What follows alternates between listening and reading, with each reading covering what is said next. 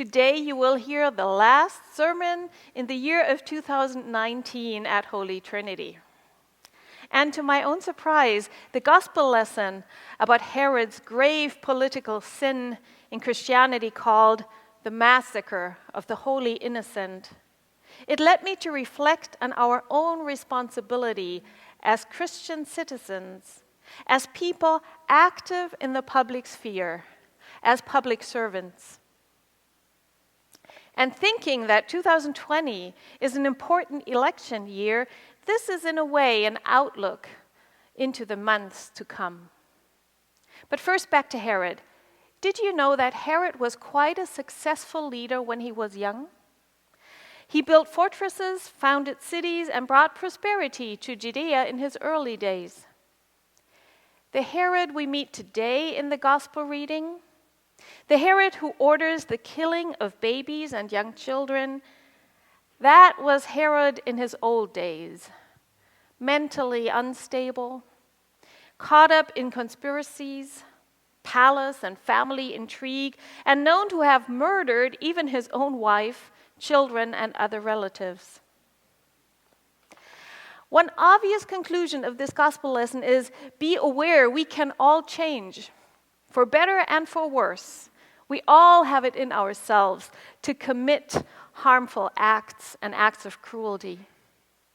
Let's strengthen our characters with the help of Jesus Christ and his teaching so that we build resiliency against the lures of power and riches and the fear of loss.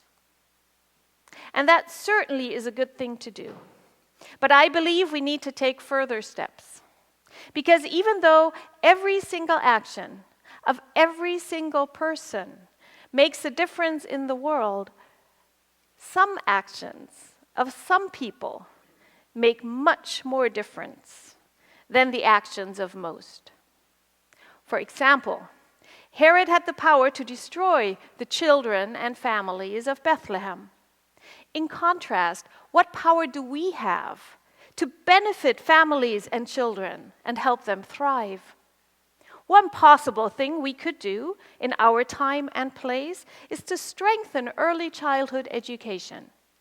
At Holy Trinity, we are doing this through our very own wonderful preschool. But of course, we can only help a limited amount of children in this way. Would it be possible to help more?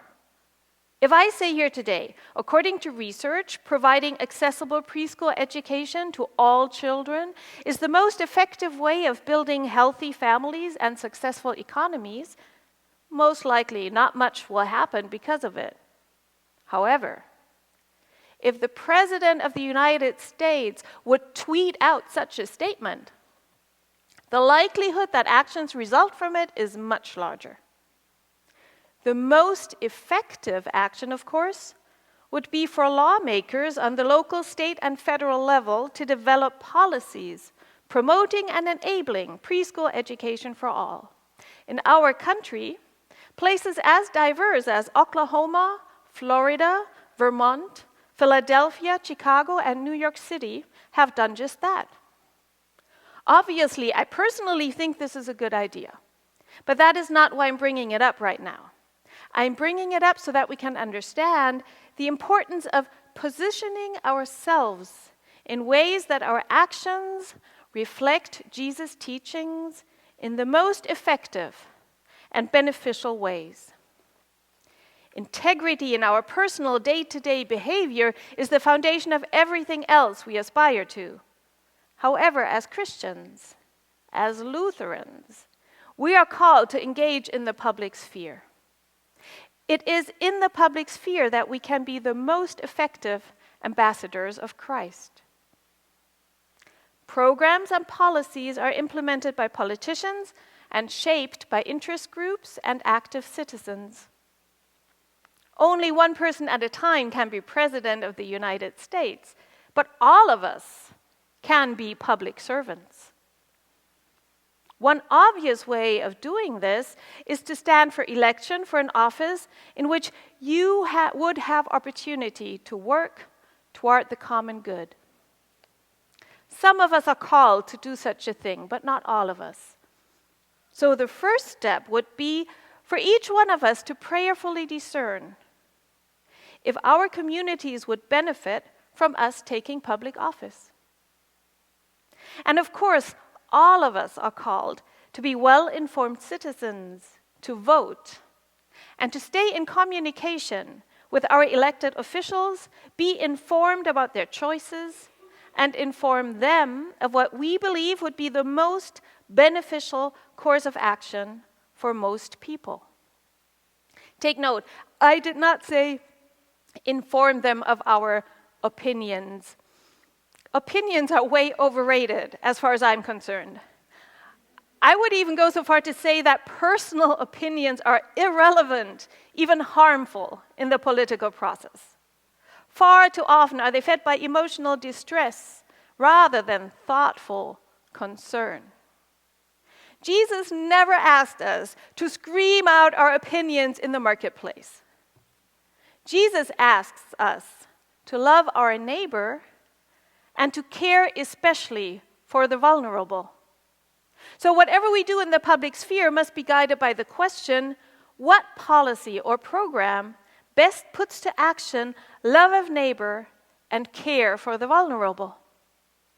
And even though this seems like a simple enough question, to find the right answer might require quite a bit of discernment. There is no perfect policy. There is no policy which will benefit everyone in the same way. And there is no policy without unintended consequences. President Bill Clinton's Violent Crime Control and Law Enforcement Act from 1994 comes to mind, which, according to Clinton's own words in a comment on April 7, 2016, had the unintended consequence of incentivizing massively rising incarceration rates, also for non-violent offenders. So keeping these things in mind, what we try to achieve is the most good and the least harm for the most people. And to achieve that, we must do proper research, active research, evidence-based research. It's not enough to feel strongly about an issue. To the contrary, strong emotions, just like strong opinions, are a hindrance to finding the best solution. Both are ultimately very self-centered. Let me illustrate that with an example from daily life. As a parent, you go shopping with your young child, and your child asks for sweets while you await your turn at the cashiers. But the child has had enough sweets for the day, and it's just before dinner. The more loudly your child insists, the more tempted you will be to give in. Not because it's the best for the child, it is not, but because it would make you feel better. Less embarrassed in public, maybe, or warm and fuzzy inside because your child will be grateful. As followers of Christ, we aim to be other-centered, while at the same time being in peace with ourselves. This requires discernment. In regard to policy making, we have to do our own very best effort to find the most reliable sources of knowledge pertaining to our cause. And that means good old-fashioned libraries, librarians, researchers, scientific journals, and real people with relevant experience, rather than Facebook, Twitter, and Instagram.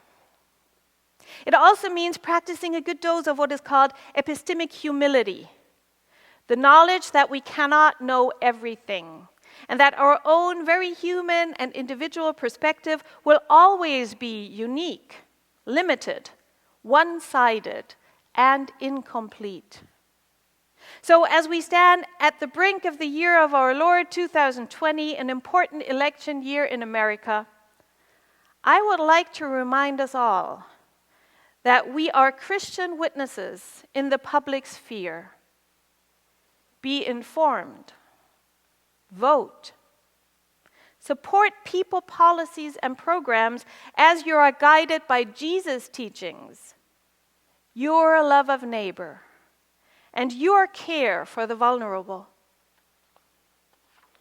May 2020 bring hope and peace To you, your families, Port Angeles, Clallam County, Washington State, the United States of America, all nations, and all of God's creation.